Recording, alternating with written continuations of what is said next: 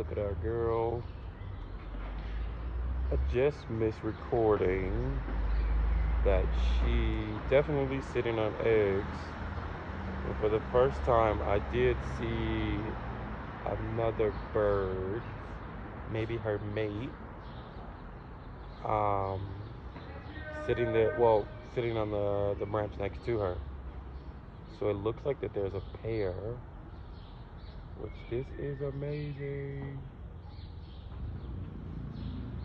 Definitely. Yeah, I still can't believe that I get to witness this right outside my balcony. She's so close. She wasn't here yesterday,